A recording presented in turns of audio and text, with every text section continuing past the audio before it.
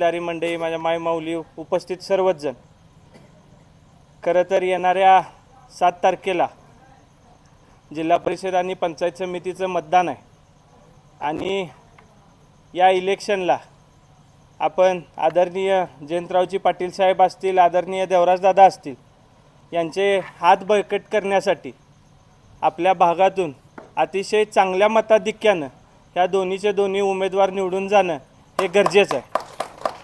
खरं तर गेले काही दिवस झालं तुम्ही गावात बघत असाल की कुठेतरी यायचं, आता पृथ्वीनानांनी मगाशी दिले त्याचं उदाहरण, त्यामुळे मी काही जास्त आता त्याच्यावर बोलत नाही।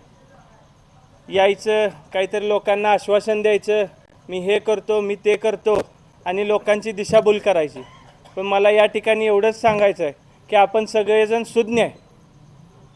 गेले कितीतरी वर्ष झालं, 2014 पासून राज्यात असेल, केंद्रात असेल, यांची सत्ता आहे।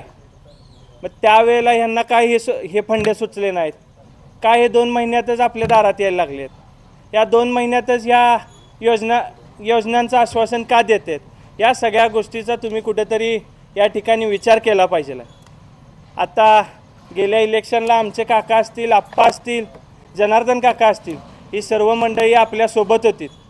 आता ती परिस्थिती या इलेक्शनला नाही, पण मला तुमच्या सगळ्यांच्यावरती ठाम विश्वास आहे, जरी ती लोक नसतील तर त्यांची जबाबदारी तुम्ही सर्वजण खांद्यावर घ्याल आणि येणाऱ्या इलेक्शनला ज्या पद्धतीनं तुम्ही गेल्या वेळेला 700 मताधिक्याचं लीड दिलं त्याच्यापेक्षा अधिक लीड या गावातनं मिळेल हा मला या ठिकाणी विश्वास आहे। कामाचं जर बोलायचं झालं तर आपल्या पार्टीचं बोलणं कमी, काम जास्त आहे।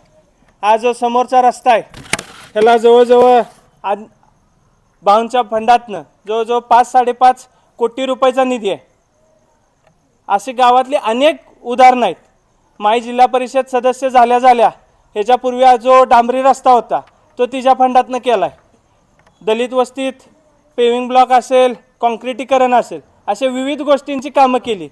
त्याचबरोबर आपले जे हनुमान मंदिर आहे चौकातलं, त्याच्या बाजूला जी अंगणवाडी आहे, मला माहीत नाही तुम्हाला किती लोकांना हे माहीत आहे, पण त्या अंगणवाडीला जो कलर करण्यात आला आहे तो मी माझ्या स्वखर्चानं केला आहे। पण एकाही व्यक्तीला कधी मी सांगायला आलेलं नाही किंवा तिची मी कधी जाहिरात केली नाही की तो आम्ही स्वखर्चानं केला आहे। कुठंतरी 2-1 तास JCB चालवायचा आणि त्याचं महिनाभर भांडवल करायचं, हा उद्योग आमच्या कुटुंबानं कधी केला नाही आणि आम्ही कधी करणार नाही। आम्ही कमी बोलू आणि काम जास्त करू, एवढंच मी या ठिकाणी सांगतो आणि माझे 2 शब्द थांबवतो।